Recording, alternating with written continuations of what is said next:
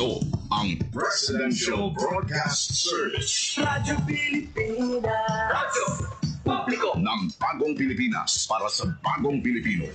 Naghahatid ng mahahalagang balita at impormasyon na guugnay ng pamahalaan sa sambayanan. Tulay sa himpapawid ng serbisyo publiko. Radyo Pilipinas. Radyo Publiko.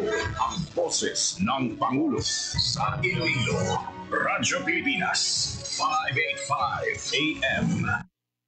Sa Radyo Pilipinas, alas 9:02 sa aga.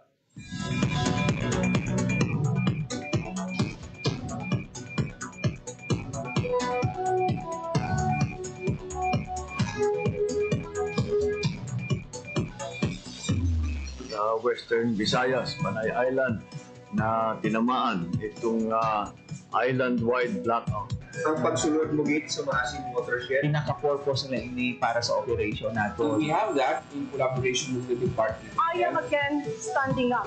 Mapigtahan ang ila freedom of expression. Office of Civil Defense naman po. Balita, issue, kag iban pa. Diri sa Radyo Pilipinas. Radyo Publiko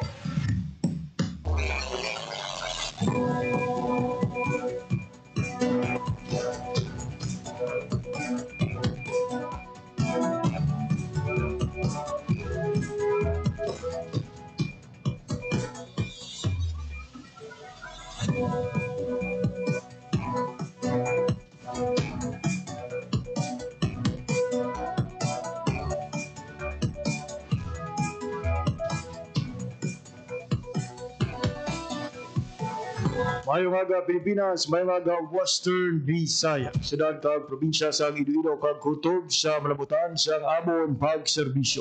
Gigaman nga bahin sa kalibutan, naghahatag kami sa katahuran. Maayong aga, good morning sa inyong tanan. Mabiyan, welcome sa isa namang edisyon sa pagpalagad sa programa Balita, Issue, Kagiban pa. At nagkakaroon mabiyan sa Webes, Hulyo 31, 2025. Hindi na mabiyan ang ikalima kag katapusan nga Webes karon nga bulan sa Hulyo 2025. Sa kinahanglan mga ikaw ninyo, tubtob, alas 9:55, subong iya nga aga, ako ang inyo alagad, J.P. Herbas. Sa aton nga mga sugit tagbalabati all over Western Visayas, province sa Baclan, Antique, Capiz, Guimaras, Iloilo, kag Negros Occidental. Sumuman sa aton nga mga overseas Filipino workers and Filipinos living abroad. Maayad-ayad gid nga adlaw sa inyo nga tanan.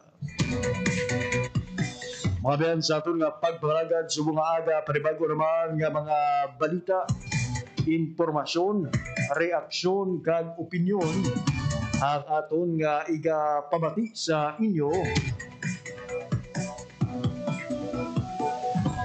Nakip sa aton sining nga pagatalakayon mga biyan. Bining angot sa mga benepisyo sa PhilHealth. Kasaroban sa rin payag ni President Ferdinand R. Marcos Jr. o kung aton sining presidente saya sining ikaapat nga State of the Nation Address o kung SONA. Malalakip sa mga ginapabutyag ni Presidente Marcos sa nangin SONA mga biyan sa nagligad nga Lunes ang tuhoy sa zero balance billing nagpagapanamik pa sa mga benepisyo na ginatanyag sa publiko sa Philippine Health Insurance Corporation o kon PhilHealth. Siyempre magpatpat magita mga biyan sa pila ka mga balita.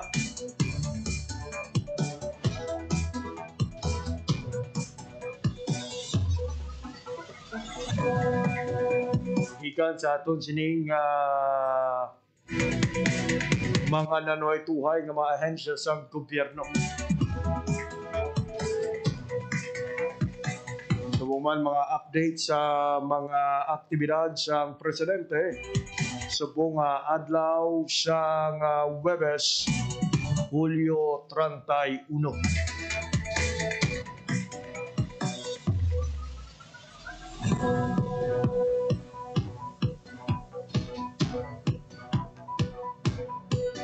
Mabiyan na tala nga pangunahan subong adlaw ni President Ferdinand R. Marcos Jr.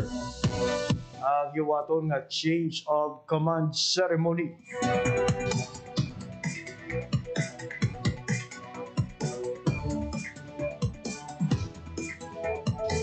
Ang ining aktibidad mabiyan ang giwaton sa Ricarte Hall sa Philippine Army Officers Clubhouse sa Fort Bonifacio sa siyudad Santa Gig sa Metro Manila.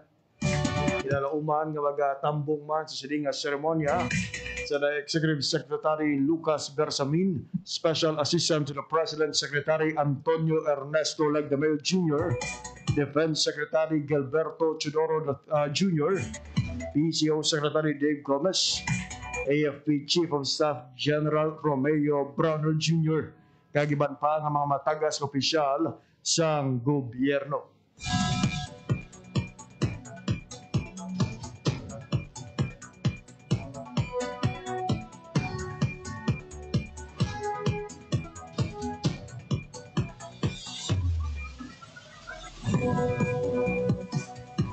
Samtang nag-apila sa Department of National Defense kung DND Defense Secretary Gilberto Chodoro Jr. kag Armed Forces of the Philippines kung AFP Chief of Staff General Romeo Brownell Jr. sa Kongreso nga amyandahan na ang layi nga nagatalana sa AFP modernization para makasugod na ang kung masunda na ang mga balaklon nga gamit sa nagabag-ong teknolohiya. Sa kaliwat nga post na discussion mabiyan, kinpabutyag ni Secretary Chodoro, madamo na ang napahayag sa layi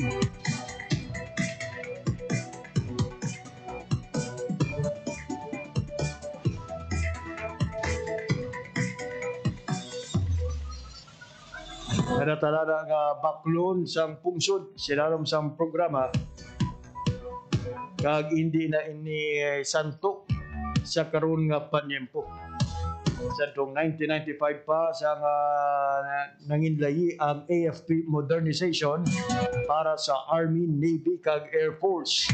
Nakaangkla sa 15-year horizon program kung sa diin madamo pa ang nakalinyada. Sa 2024, ginaprobahan ni President Ferdinand R. Marcos Jr. ang Re-Horizon 3 o kung ang pagbakal sa mga kagamitan sa sulod sa pulo ka tuig na nagabalor sa 2 trilyones pesos. Bagay nga ginsuportahan naman ni Browner na nagpabutya nga naghatag inisang ligwa para mabuksan ang sabat sa cyber warfare, information cognitive kag electromagnetic space.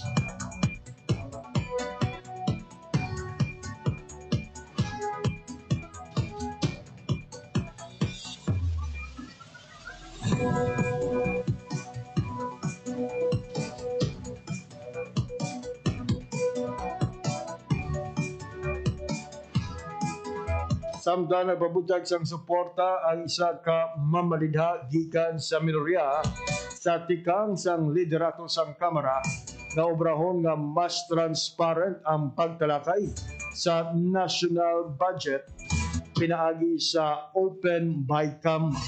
Sunod kay 4-piece party list Representative J.C. Abalos, pinaagi sa mas hayag nga proseso maligawan ang hindi nagakaangay nga budget cuts kang pila ka mga importante nga programa kaangay sa Pantawid Pamilyang Pilipino Program o kon 4-piece. Nagalauman ang mamalidha hindi resulta sa re-enacted budget ang national budget para ini ang matutuon nga makasabat sa mga kinahanglanon sa mga Pilipino, ilabi na sa mga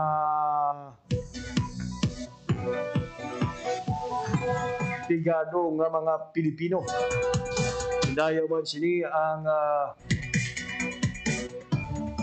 deklarasyon sa mga presidente nga palawigon ang 4-piece program. Kadungan sini nagalaom siya nga hindi mabuhinan ang pondo sa 4-piece. Kagiban pa nga programa kontra kapigaduhon.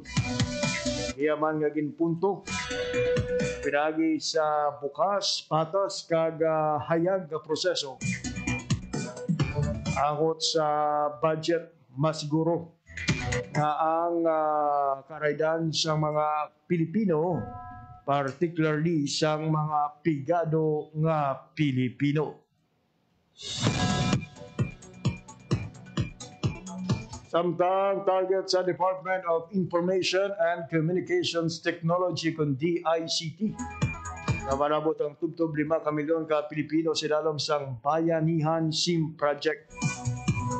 Ginpaambit ni DICT Secretary Henry Aguda sa ginhiwat nga post na forum sa Infrastructure Development and Energy Security.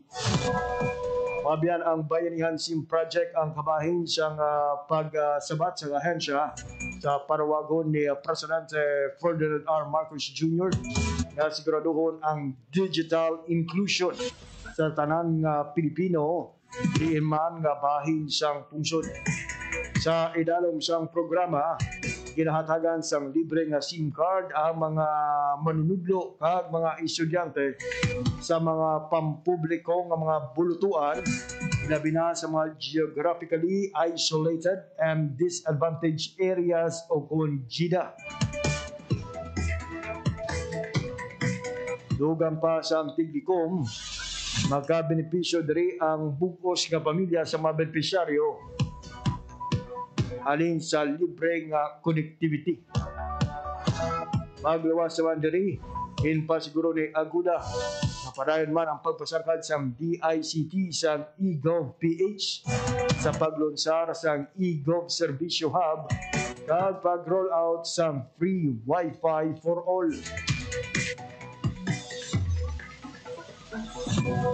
Samtang sa bahin sa Department of Agriculture, ginaduso sa ahensya ang pagpataas ang taripa sa imported nga bugas sa 25% para mabuligan ang lokal nga mga mangunguma.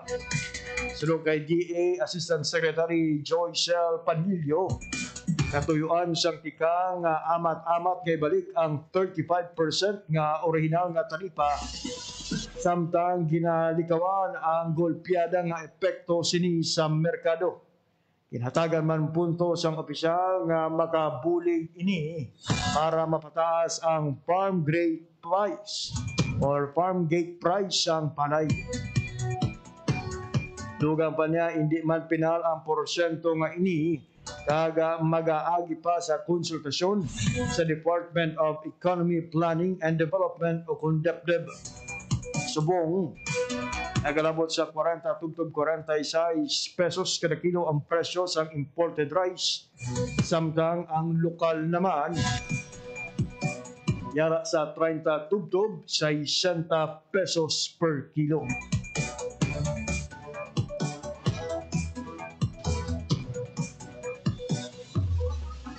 Kasunod sa mga asod-asod nga kalamidad, habagat kag mga bagyo nga naglabay sa pungsod Pilipinas.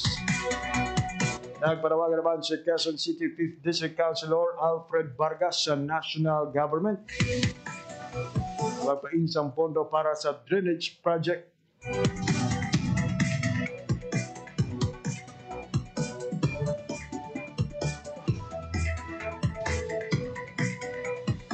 Suportado naman ang 27 bilyones pesos nga drainage master plan nga tuyo nga masolusyonan ang pagbaha sa ilang lugar.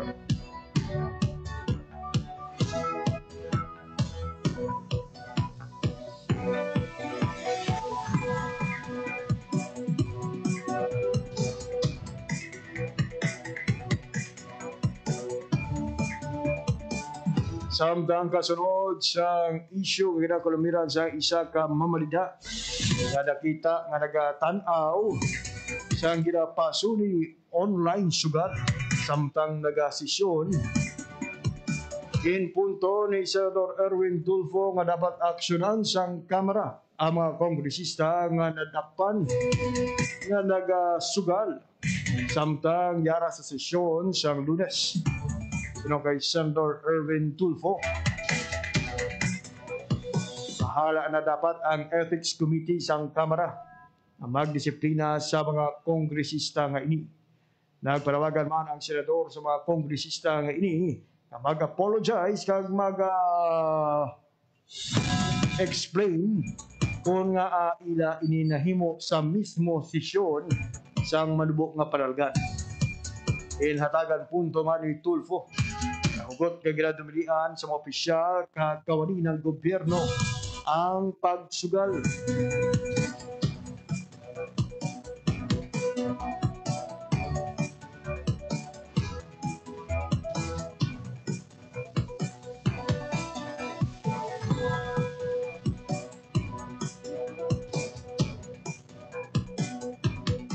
Pero daw may isa na ka-congressman, mga biyan, nga nag-apo. No nga siya ang tawo o sa siniyang picture nga naglapta. Kung di ko magsala, it was from Agri Party List. O nga ako.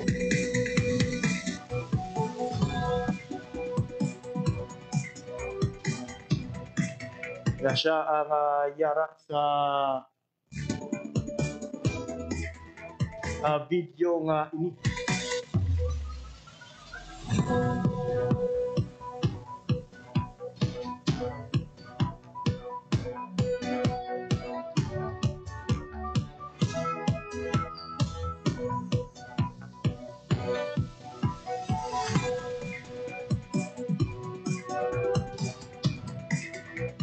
Stand corrected, mga bayan, it was AGA Party List Representative Nicanor Briones na nakitaan mga biyan, no, kung napicturan, nakuhaan sang litrato,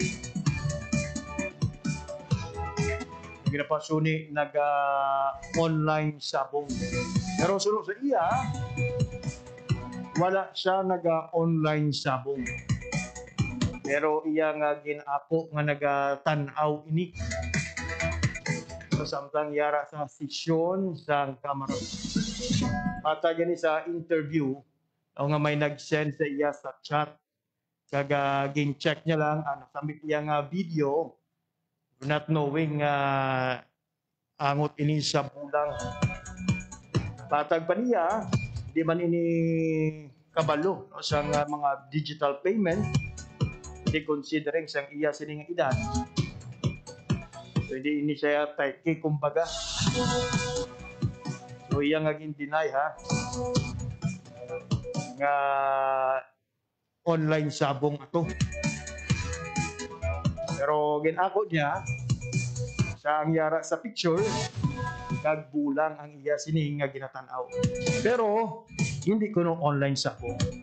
But the fact remains, mga biyan, ang ginaubra niya ini during the session sa manubok nga panalgan.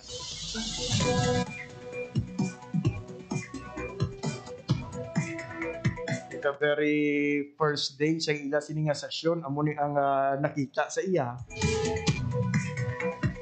Kabay nga hindi gini pamarisan sa iban pa nga mga opisyal, especially on very important matters ang ila siniyang pagpangalagan,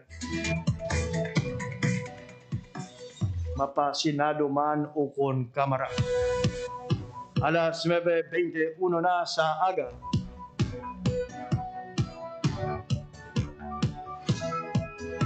Sa gihapon nagapabati ka mga biyan sa pagpangalagan sa programa Balita, Issue kag Iban pa.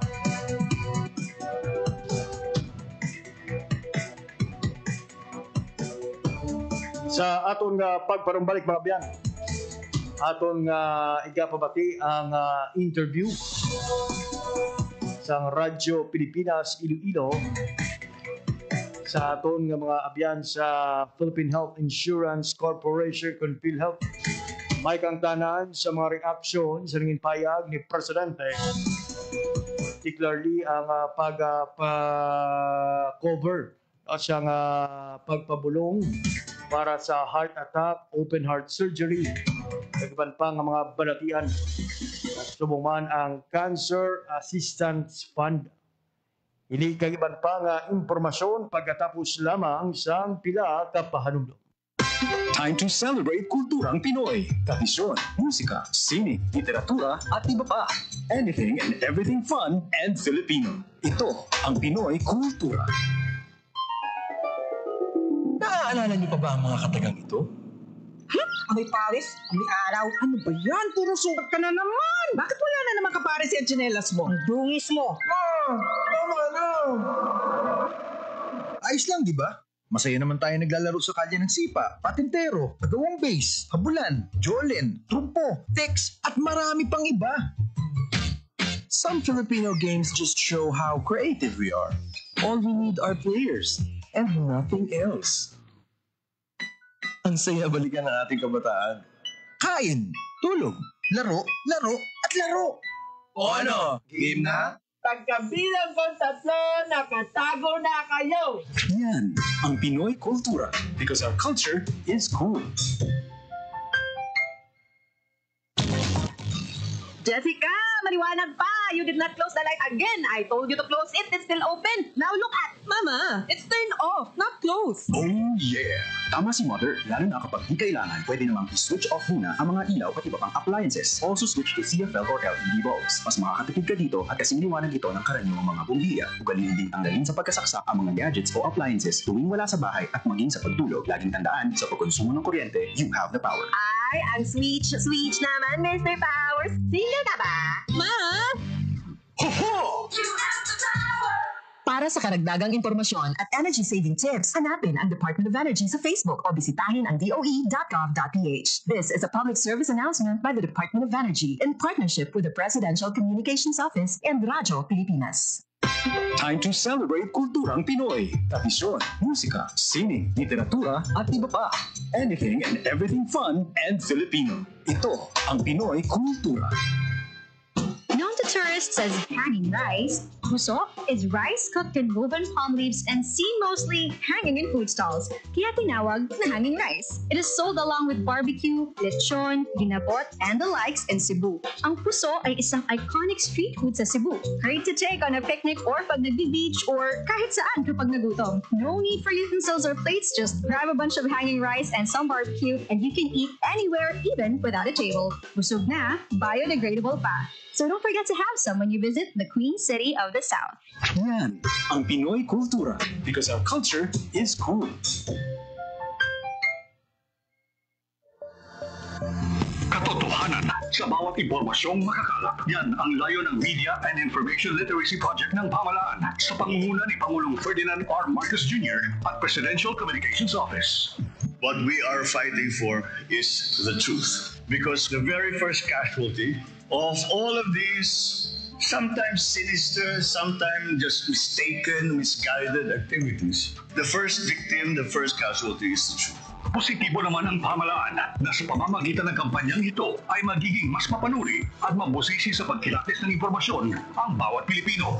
We will help them, but people have to learn to be able to discern for themselves what is real and what is not, what is propaganda, what is fact, what is data, and what is speculation. Tiyakin ang katotohanan. Fake news ay labanan. Isang mensahe mula sa Presidential Communications Office at Radyo Pilipinas. Time to celebrate kulturang Pinoy. Tradisyon, musika, sining, literatura at iba pa. Anything and everything fun and Filipino. Ito ang Pinoy Kultura. Isang nakagawian ng mga Pilipino na medyo di na natin namamasdan ngayon ay ang pagmamano sa ating mga nakatatanda.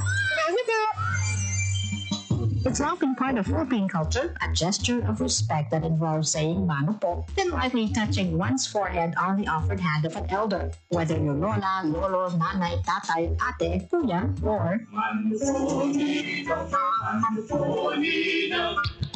it's practiced all year round as a form of greeting, usually upon entering an elder's house or attending family reunions. Mano na tayo next time we see our elders.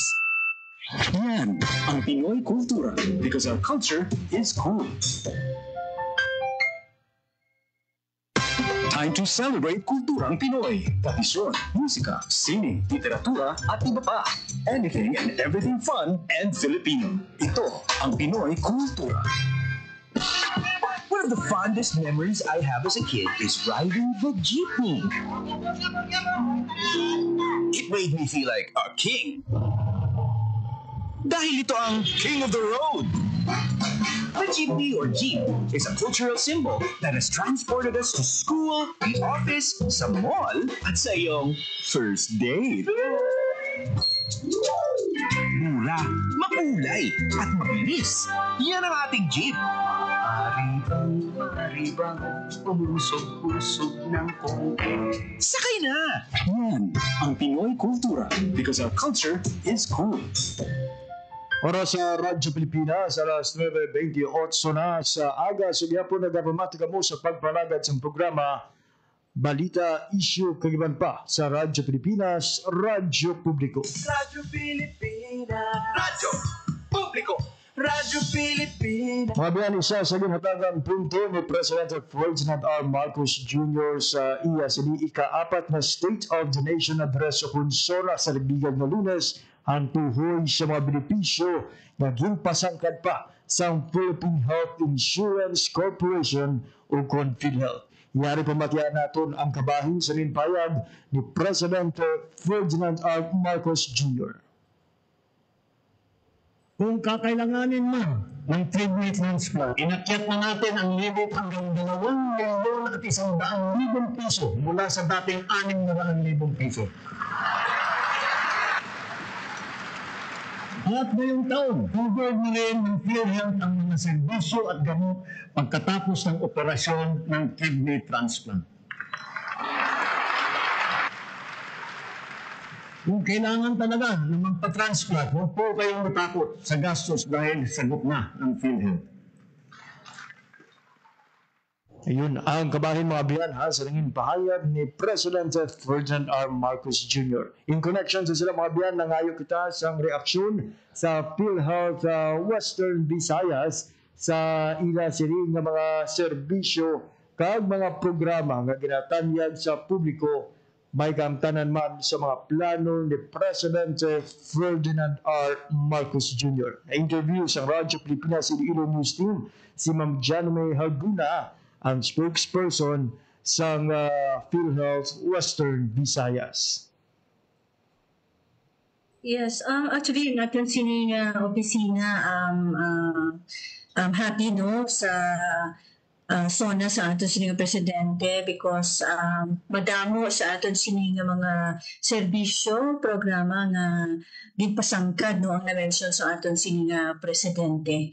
So kami diri sa Region 6 ang kalipay gid no nga natagdaan man sa pagtamod sa aton sining presidente ang mga serbisyo, ang mga gintrabaho no ang gilubra nga mga pulisa sa aton sining nga opisina para nga mas mabuligan naton kag maka respond kita no sa kinahanglanon sa aton sining mga miyembro specifically no sa iya sining ikaayong lawas. Yes. Ma'am, dyan isa sa mga gin-highlight no sa aton nga presidente kahapon sa iya nga zona ang covered sa aton nga PhilHealth no ang mga may pag-atake sa puso, ang open heart surgery naton, ang heart valve repair naton, o kung replacement. At dili sa aton sa Western Visayas, may minuman dyan. At pila na nyo ang naka-avail sa siniman na programa sa PhilHealth? Yes, actually, ang ating sining PhilHealth nag-enhance ang ating sining mga benepisyo no, para sa mga nasambit nga mga pakete or sining mga serbisyo. Ang iban sini, natigayon natin nga mapagwa, kandangin effective since last year pa. Kag may mga benepisyo kita, mga benefit packages kita, nga sini na tuig lang nagwa no, ang ining nga mga policies. Dugang ko din Miriam, no, ang ating sining actually nga coverage, no, sa dimension mo, for example, heart attack, no, so aton sining nga pasyente. So mo nagabayad lang aton sining nga PhilHealth 13,000 no para sa iya sining nga pagpabulong inang pagpatunaw bala sang bara sa iya sining nga heart no. Pero subong gina-cover na siya naton to 130,000. Kag kung nagkapatigayon man sa angioplasty ang aton sining nga pasyente, nag-expand man ang aton sining nga coverage to 530,000 more or less 530,000. Now, for open heart surgeries, no, may ara kita, amo nang aton coronary artery bypass graft surgery, kagang aton sini nga isa sa mga contracted facilities naton actually amo ni ang Western Visayas Medical Center. So kung dati ang ginabayad sa aton sini affiliate is 660,000 pesos, sa subong increase siya naton ay dati lang 500 lang isang numeriya, no?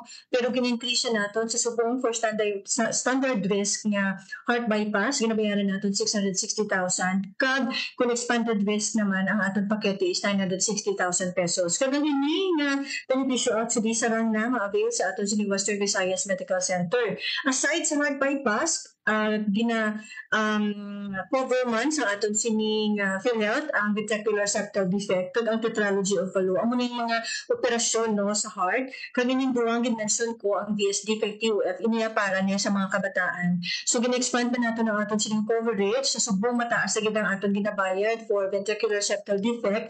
Nagabayad kita 498,000 to 614,000. Kung tetralogy of Fallot naman ang ginabayaran naton is 614,000 na as compared to last year or prior sa sining enhancement naton, hindi siya mo nakadako no ang kina-cover naton. So again, ang aton nga coverage, ang aton nga coronary artery bypass graft surgery, tetralogy of Fallot kag ang aton ventricular septal defect, sarang na ini siya ma-avail sa Western Visayas Medical Center. Ang bag-o na to nagipatuman Ma'am Lear, amo ni siya ang post-cardiac no na package naton. Actually nagabayad naman kita for cabbage for VSD kag TOF. Ang dimensioning mo nga heart valve repair and replacement, actually pag-o ni siya naton nga policy. Kag may kita pakete no para sa ibalo sa aton sini mga miyembro, duwa na siya actually kaklase Ma'am Lear. Kung adult ang aton sining pasyente, nagabayad kita from 762,000 to 810,000. Kag may ara pa na siya nga dugang nga cardiac rehab. Okay? Kung pedya naman, ang aton sining pasyente, ang aton sining range no sa pakete naton is from 642,000 up to 810,000. Kag at the same time, may ara man siya gihapon nga cardiac rehab. Ang ining heart valve repair and replacement, kasubong wala pa kita sa contracted facility diri sa Western Visayas. Okay? So ini siya, although available na siya, pwede na natin mag-cover kag mabayaran sa subong padayon pa ang pagkontrata naton, no? Kay na siling ko gani bag-o na siya nga pakete sa aton sining affiliate nagipagwa sa subong nga tuig. Yes. Ma'am, ang Cancer Assistance Fund naton pag-uma ni siya or dugay naman ini siya? Ang cancer assistance actually hindi na siya no sa aton sa PhilHealth no. Kaya ang aton sa PhilHealth na gina-cover kung ma-confine, mag-avail sa serbisyo ang aton sila mga miyembro, dira kita nagabayad no. So most likely ara na siya sa Department of Health nato no nga pondo no. So sa aton sa PhilHealth, kung ang aton sila nga pasyente nagakinahanglan sa bulig medical, kung magpa-confine siya, mag-avail sa aton sila nga Z-benefit package, ginabayaran siya naton. Kasubong nila ang mga cancer treatment procedures natin na gina-cover man natin under the Z-benefit package. So dala na masulod mo yan ang ating coverage for breast cancer. Right now, we are paying at 1.4 million. Ang aton sini may cervical cancer kita, may colorectal cancer kita, kag madamo pa no nga sa isang cancer gina-cover na naton under our Z-benefit package. Yes. And for those mga nag-dialysis naman no, may kita mga dugang nga benepisyo, especially no for those na may mga sakit sa kidney or nag-dialysis naton. Yes, oo. So actually natin sa hemodialysis, kina-expand man siya natin. Kung matandaan natin, ang coverage natin ni PhilHealth, 90 sessions lang na sa isa ka tuig, no? Tapos kina-expand siya natin, pag-abot sa pandemic, kini-mo siya natin 144 sessions. However, base sa atin sining study, kulang gihapon, no? Especially kung ang pasyente natin, thrice a week, nagpa-dialysis na siya. That is why ang atin sining PhilHealth, nag-expand kita sa atin sining coverage. Starting 2023, kini-mo na siya natin 156 sessions. So kung ang pasyente natin nagpa-dialysis 3 times a week mo na siya, sufficiente mamir ng aton sining nga pakete para sa iya para mabayaran ng iya sining pagpa-dialysis. Again, we are covering up to 156,000. 156 sessions rather. Now, sa data natin for dialysis payment, for CY 2023, ini siya ang time kung sa diin nag-expand kita to 156 sessions, nakabayad kita actually more than 431 million. And last year, no, nakabayad kita more than 1.7 billion for dialysis alone. Okay? And for this year, half of the year pa lang, Ma'am Miriam, nagabayad na kita more than 1.97 billion already. So kung basehan nato, nagtaas kit, no? Kung i-compare nato ng payment nato from previous years, nagtaas kit sa una dira, ang rason, kaya syempre, kini-expand nato ang number of sessions. Ikaduha, aside din expand naton, gidugangan naton ang number of sessions, nga gina-cover naton, nagpataas pagit kita sa benepisyo. Okay? Kaya dati, ang dialysis, ginabayaran lang natin 2,600. Tapos, gina-expansion natin to 4,100. Tapos, ang recent expansion natin, nahimo na siya 6,350. Okay? So, given the expansion, ang aton sila mga pasyente nga nagpadialysis, covered na ang bugos niya nga pagpadialysis sa bilog na tuig, at the same time, gina-cover pa naton or ginapasiguro pa naton nga dapat wala gid siya sa bayaran. Ang mga gina-mention naton nga zero billing or no copay para sa aton sila mga pasyente. Yes. Ma'am, damo ka pa mangkot, no? May expansion kita, 6,350 na, no, ang ginabayad natin sa bago. Dahil sa lisig ni siya ang pwede maka-avail, automatic tanan nga those, no, nga PhilHealth members naton. Yes, ang aton sila benepisyo sa PhilHealth, actually hindi man lang sa hemodialysis, but for other benefit packages naton, para ni siya sa tanan ng miyembro naton sa PhilHealth. Okay? Lain lang sa dialysis package nato ninyo yan, kinahanglan nga CKD5 ang aton sila nga pasyente. Okay? Chronic kidney disease stage 5. Kag dapat nakalista siya sa aton nga dialysis database. So, ang mga basic requirements wala natin para nga padayon yung ma-avail sa aton sino nga membro ang ini nga pakete. So, that is particularly for hemodialysis session. Dapat CKD5 siya para nga magamit niya, maximize niya ang 156 sessions natin. Yes. Ma'am, sa 1.7 naton no nga ginbayaran, bali as of ina siya, halin January 1 to until yeah. Ang 1.7 billion natin, that is last year na siya natin na payment starting January to December, claims received. No? Kung natin natin ang mga na-claim last year, nakalabot sa 420,285 ka-claims, no? Ang ginbayaran natin. Kag for this year, half of the year pa lang, as of June data natin, may ara na kita na proseso ng 257,084 ka mga claims. Kag ang amount, almost 2 billion na siya. 1.97 billion na ang aton siningan na bayad para lang sa hemodialysis. Kamudugan ko na lang, ma'am, no? Ang hemodialysis actually ang nagapanguna nga kondisyon nga ginabayaran man sa aton sininga PhilHealth, no? Under sa aton sininga procedural case rate. Kaya kung sa medical naman, ang nagapanguna ang pneumonia. Ang almost 2 billion naton, ma'am, sa di ano nga month ini siya, ma'am? As of January to June. This is as of June naton nga data for hemodialysis. Yes. Ma'am, ini nga particularly no ang pag-expand nato no sa aton nga hemodialysis per session no. Ano kadako nga benefit ini especially for those nga ara na no sa stage 5 no ang ilang kaso. Dako na bilig niya siya, ma'am, no, para sa aton sila mga pasyente nga nagpadialysis. Na-mention ko ganit kagaina, dati very limited, no, ang aton sila nga number of sessions. Kung sa diin, pwede ma-cover sa aton sila nga PhilHealth ang iya pagpadialysis. This time, kung CKD5 siya, wala na siya problemahan. Kaya ang bugos niya nga pagpadialysis sa sulod sa isa ka tuig, gina-cover na sa aton sila nga PhilHealth. Kasubong pa nila, ang aton sila benepisyo, ginpataas pagid naton. So, meaning, ang aton sila nga pasyente nga nagpahemodialysis, most likely wala na siya sang out-of-pocket expense pa. No? Personal nga bayad para sa agency nga pag-dialysis. So, dako ini siya nga bulig, kag maayo gid nga balita, para sa aton sila nga kauturan nga nagpatigayon sa hemodialysis. Yes. Ma'am, sobrang nung ating unulan, isa man sa mga nagasaka nga kaso ang dengue, no? Especially dito sa aton sa Western Visayas, no? Kamusta subungan ang nag-avail sa aton nga dengue services nila sa PhilHealth, no? Madamo ba na kumpara sa last year naton? Oo. Sa aton sila nga dengue, aton data sa 5 year naghahambal man nga for last year nakabayad kita more than 277 million. Yes. Billion actually. Million lang. 277 million, no? For dengue alone. For this year, half of the year, 101 million. So, tama na inambal umamir no sa panahon sa tingulan usugid ang aton sini nga dengue. Ganyan nga aton sini PhilHealth nag-expand man sa aton sini nga coverage for dengue. No? Ang aton sini coverage for dengue dati 16,000 na siya no severe dengue. This time mo na siya for 47,000 naton. Kag dengue fever siya dati 8,000 or 10,000. This time nag-increase kita 50% na. On top no, of the previous year's dengue payment natin. So mas mataas ng coverage natin sa dengue for both cases ng dengue. So, ang isa naman ka ganito nga ginahatag man sa ato sa mga PhilHealth, especially sa subong panahon sa tingulan. Yes. Ma'am, for our dengue, no, ang severe dengue natin, amon siya ang 16,000 to 47,000.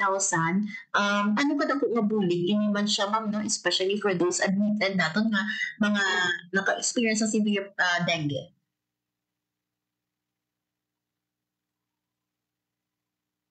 Yes, kay sa una, hindi siya mo nakadako ang aton sini nga pakete mo nang na-mention nga natin nga 16,000. But this time, increase na siya natin. Actually, last year ni siya nag-start ang aton sini nga expansion sa aton sini nga dengue benefit. So this time, ang ginabayad na natin is already 47,000. So meaning, dako ni siya nga mas dako nga benepisyo para sa aton sini nga mga miyembro nga na-confine because of dengue. So again, applicable gihapon, hindi lang sa dengue but for other medical conditions naton.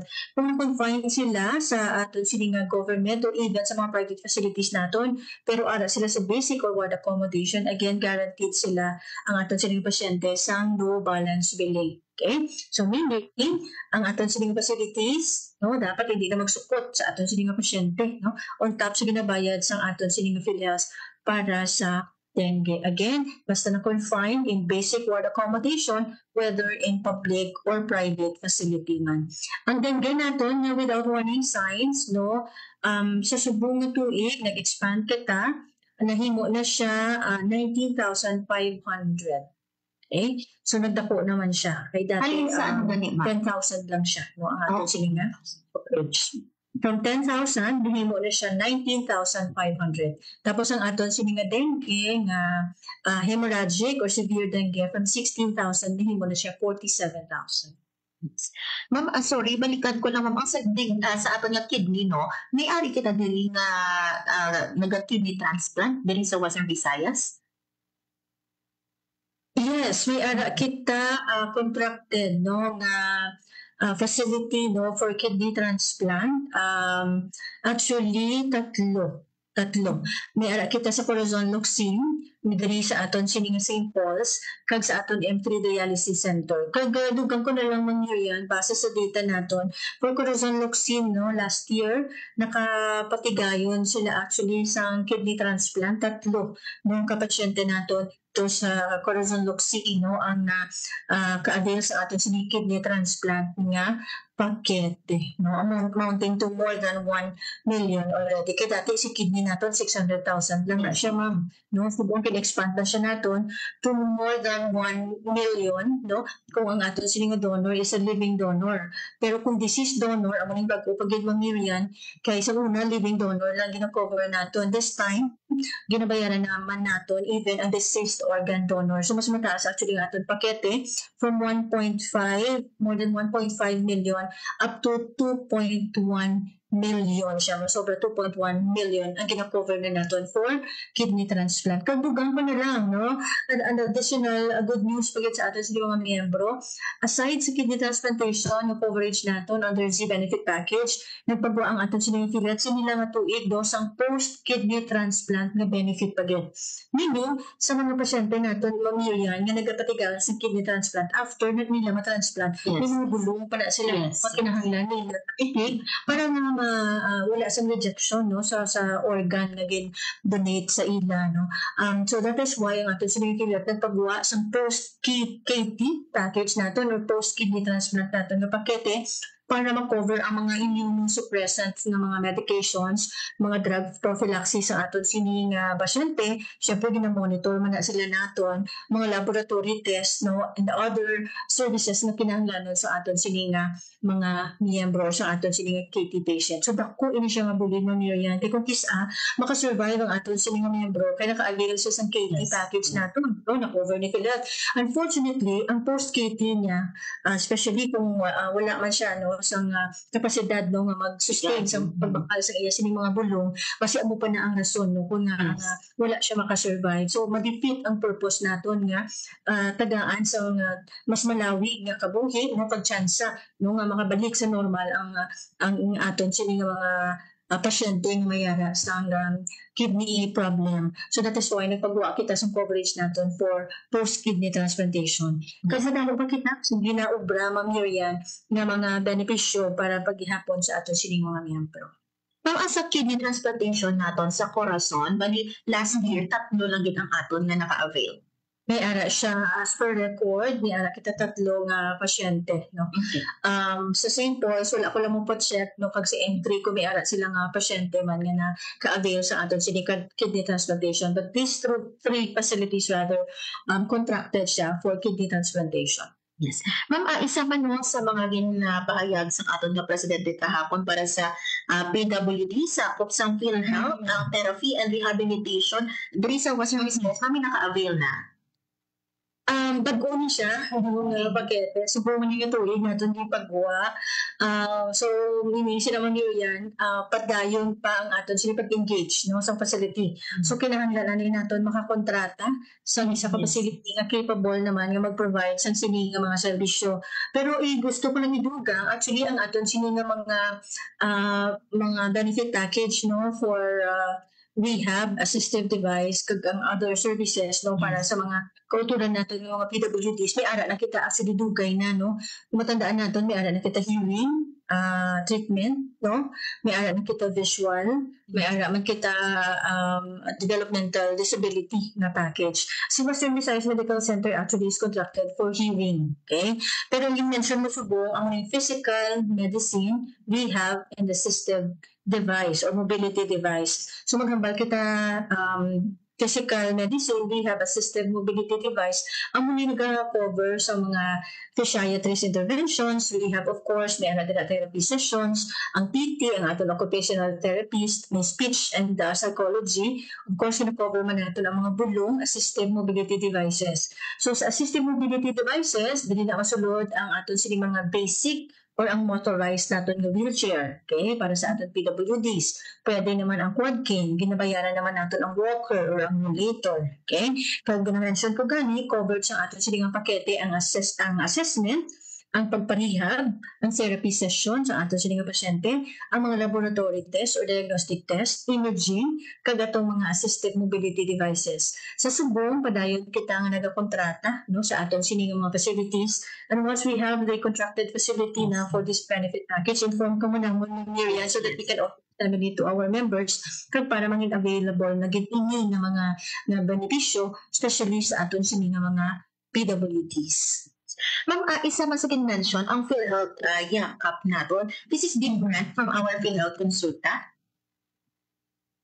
Actually, ang aton sining PhilHealth yakap, this is actually an expanded no consulta benefit package naton. Okay? So nag-rebrand kita mo Miriam no sa aton sining konsulta kay nakita naton na kung konsulta lang paminsan naton miyembro ti konsulta lang paano ang ibang mga serbisyo. Although we can telling them na ang PhilHealth konsulta hindi lang siya konsultasyon no, may other benefit pa siya nga gina-cover kasubong sa mga laboratory test, kasubong man sa aton sini mga drugs and medicines no. Pero ti syempre amo ginayan no kung kisa sa pangalan bala basi amo man na nagapaamita.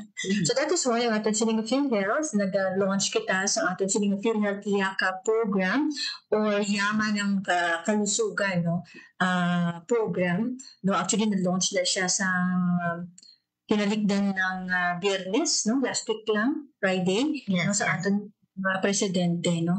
So ang aton sining Yakap program, formerly Consulta, would include 1, the basic consulta services, So ara man na siya gihapon ang atong konsultasyon, ang atong drugs and medicines ka 21 kabilog, ang atong sin laboratory test na 15. Pero gipasangkat pagid naton gin-expand. So mosulod na dira ang aton nga screening. No, may ara kita cancer screening. Okay?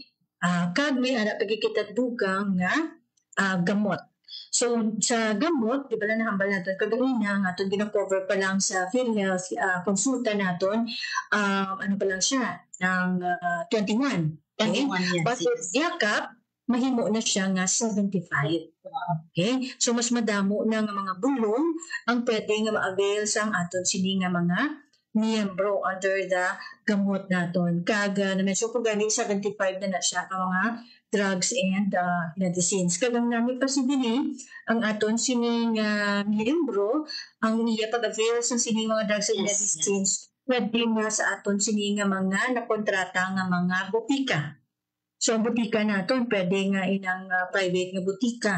Pwede ang hospital mismo, no, sa pharmacy mismo sa aton sining hospital, pwede man na siya as long as makontrata naton, no. Kag other pag yung mga pharmaceutical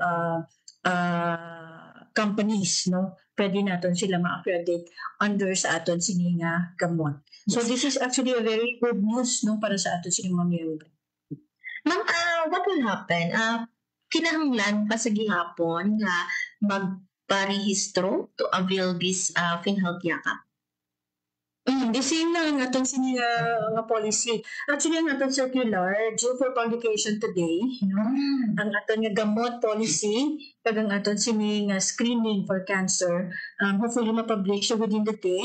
Ang atong sining gamot will take effect, siya kung mga pagpila ka days after publication, 22 days I suppose, no, after ma-publish natin today. So magiging effective siya by August 20. Tapos ang aton sining cancer screening for cancer, 15 days after publication naman siya magiging effective. So once we have the policy, no, pwede na siya natin ma-discuss naman. Pero basically, ang matabo sini, sino siya po ng aton mekanismo sa aton sini nga pag-avail, no, kay expanded konsulta man lang siya, although gitawag to na siya subong nga yakap.